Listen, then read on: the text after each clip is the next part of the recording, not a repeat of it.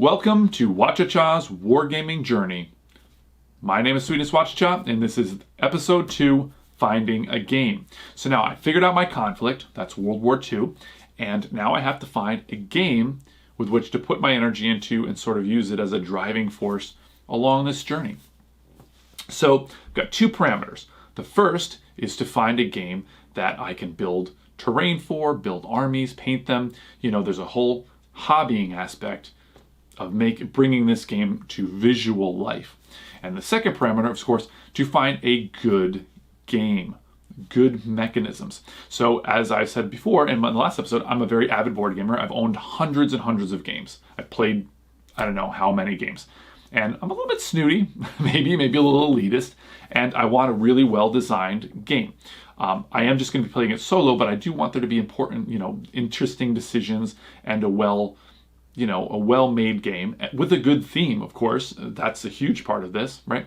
And I think in this kind of, in our day and age here, and where we're just surrounded by so many games, that I can find something that has both.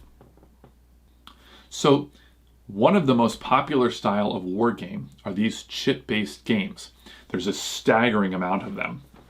There's a ton of them. And people really swear by them because they're very, very logistical. They're a lot of big decisions and things. Advanced Squad Leader is probably the most famous of these. But this whole series of games, as I say, there's a ton of them. They revolve around these chits, which are these little pieces that you kind of flip back and forth, and they sometimes have hidden information on them, and you play on like a little board where you slide them around and stuff. Now that style of game, while has a lot of great values to it, it's not really what I'm looking for because it misses the whole hobbying aspect. So I can take that huge section of gaming and put that off to the side because it's not for me for my project. Now I have a whole ton of something called Dust Tactics. And that's a game that I was playing for a little while, hobbying with, painting up and stuff. It's what's called Weird World War or whatever, Weird War. And that's where you have, in this particular game, which is in many in this genre, you have like, the Nazis or the German forces in this. They're not the Nazis anymore. They figured a way to like write the Nazis out of that. And they have, like engineered zombies and, guerrillas that can go fight for them. And, instead of tanks, they have all these walkers and things. So there's sort of these mech kind of looking things, but they have the, the look of something from the 40s, so they don't look like modern sci-fi. Not quite steampunk either, but some place in between. But it's pretty cool. I really like that whole thing. They make great miniatures and stuff. And, but that's not historical. So that's not going to work either. It's not going to fit my little bucket here that I'm looking to place it in. So when you look through the internet, it's great. It's an amazing tool, but sometimes you can get too many results. So you can't find exactly what you're looking for. And I had a little bit of difficulty. Now with board gaming, I know certain reviewers and I know lists and things that I can go to and I know who to trust and I know what I'm looking for. But with wargaming, although I've played some war games, I haven't played enough to really have a strong sense. And so, I browsed through Reddit, Board Game Geek, some blogs here and there, top 10 videos and things, and different people on YouTube, and, all the usual rabbit holes, right? And so I did my research for a few days, and I came up with a little list. Now, there were a couple lists of board gaming, for more tabletop board gaming games, Heroes of Normandy, or Normandy, I believe it's called, and then Undaunted. And those are both pretty celebrated games that have very good systems. And I kind of thought, well, maybe I could buy minis and stuff and sort of play those games with, other models and things, Tamiya or whatever that I bought to bring these games to life. But the other big thing is that I have to have a game that has no hidden information. Now, Undaunted has hidden information, so I can't play both sides, so that game's kind of out. And then Heroes of Normandy looked kind of interesting, but I didn't think maybe it had quite, it was a little too casual, I thought maybe. And I tend to go a little crazy with things, and I thought maybe I should try to just do this without, having to buy these miniatures and stuff. That might be another extra step that I don't need to take. So I boil it down after that to 4 big war games. Chain of Command, Crossfire, Bolt Action, and Flames of War. So those were sort of my 4 finalists. And then I looked at each in turn. Now Crossfire, very, very celebrated. It has like a Hit the Dirt expansion that you can get that somebody worked on. But I did listen and read some reviews. There are some points in the game where people said, oh, that's kind of like, there's some bad rules for this and for this. I think for infantry combat and stuff. And it doesn't have a dedicated, again, this is what I would have to buy miniatures for this and sort of swap things out. And it seemed maybe not like the perfect way to go for me. Having some problems, having some homebrewed solutions, that makes me a little nervous, even though it has a pretty good pedigree from people. Okay, so set that one aside for a moment. Then we got the second one, which was Chain of Command.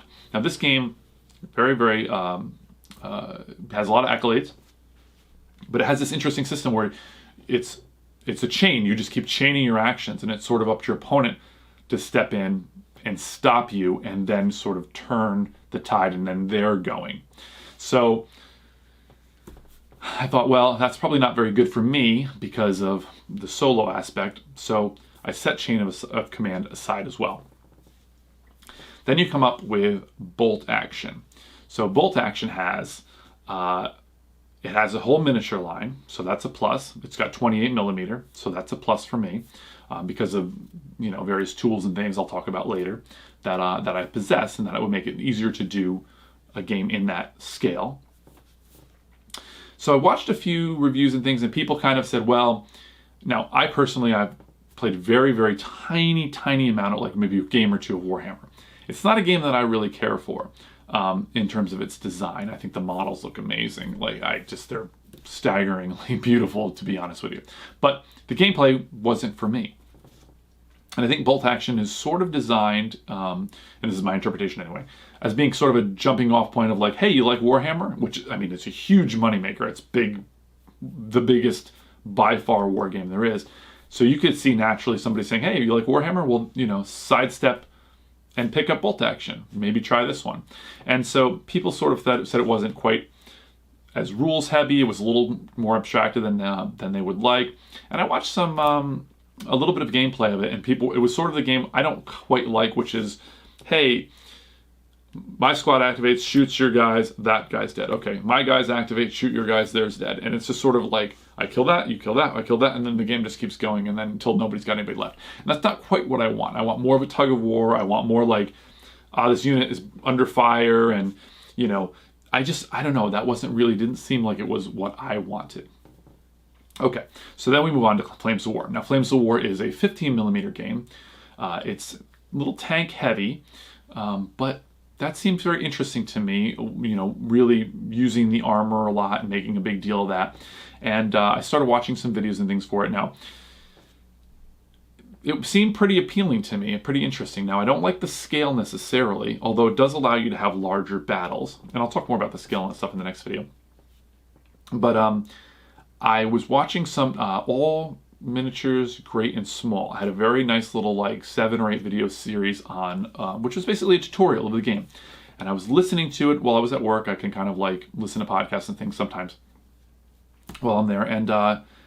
And this guy really sold me on this game because he was talking about the fact that some weapons, he's like, well, these weapons can't even hurt this certain tank or whatever. There was something how you had to make these decisions in terms of historically certain, you might not be able to take out this tank or this plane or whatever because you don't have the ability to do so. You don't have the right caliber weapon or whatever. And that's kind of interesting to me. And then he was and I think he really clinched it when he was talking about artillery. And I was he was talking about you can range into a spot, you can fire artillery in, and then you don't have to range in again because your guys already know that's the spot to shoot, and so you can kind of pummel that area. And then they were saying it was very good to knock out infantry, and of course artillery is really good at dealing with infantry, to say it in a polite sort of way, I guess. He was talking about how your infantry can dig in, and they'd be really hard to root out because they're in their foxholes and stuff. And I'm like, oh, that sounds very interesting. And so just that idea of the artillery and the fact that it sounded like different units had different strengths, and of course the different armies, you know, the Germans or the British or the Americans have different skills, of course, in life, and the Soviets, of course, and everything. And so it really sounded like it was a very much more well-rounded game, but abstracted enough where I wasn't playing a complete simulation, you know, looking at, I don't know, this guy, they didn't get their food in, so they're going to all have minuses because their, you know, their supply chain isn't, I mean, it's, you know, that's too much maybe for me. Like, I need something that's still playable and enjoyable to play as a casual level, but enough interesting choices to make it feel like a game and also to feel historical. So that seemed like Flames of War maybe hit all the right buttons for me. Now they do have, there are some negatives, as I mentioned, the scale, but again, that's a strength in another way. But also, I really like, and I guess I don't understand what you go, I go is, because that's every game, but I prefer it when it's I activate a unit, then you activate a unit, then I activate a unit, and then you activate a unit.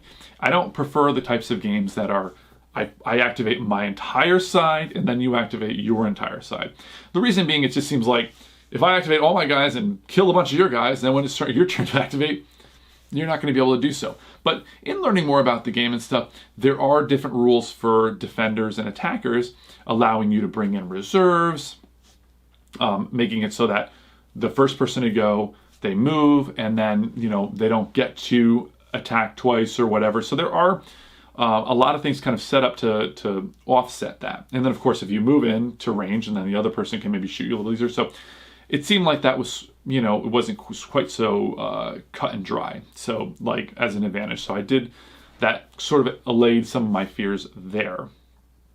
The other thing is, when you get their books, the books have catalogs of what they have available on their unit cards. In the books, they say this is the unit. You can look at it when you turn to whatever page, and it seems like, and they have that unit for sale. And what this does is it makes it very, very easy to jump in and play the game and say, okay, well, I'm gonna play the Germans. I can make a platoon of these guys and a formation out of these people here or these units. Flip to the back. Okay, I need to buy this, this, this, and this. And then of course it shows you what, different painting guides and things. And I don't need to be like handheld through things, but certainly anything you make easier, you're more likely to do, and this is a philosophy I use in my life all the time. If I make space and leave my painting set out, I'm much more likely to paint. If I make a little space and leave my yoga mat out, I'm much more likely to do yoga. Anything you make easier for yourself, you're more likely to do. You remove all those obstacles. And so I think as a company, Battlefront has really, that's a company that does Flames of War, they make quite a nice little roadmap and path for you. You're like a little lightning bolt, least resistance. And so I think that that's another really good thing in their favor. So pound for pound, the ease of play, the ease of entry, the rule set being both enough to be engaging and interesting, the variety of units of planes and artillery and tanks and soldiers, and having those miniatures available, all of those paint kind of a nice little picture of like, I think this is the game for me. So episode 2 is resolved. Flames of War from Battlefront Miniatures is going to be the game I'm going to throw my weight behind. So thanks for watching. You can comment below, but I'm terrible at social media, so I just hope that you enjoyed joining me and spending a little time hearing about this. And the next episode, we'll continue the journey. Thank you.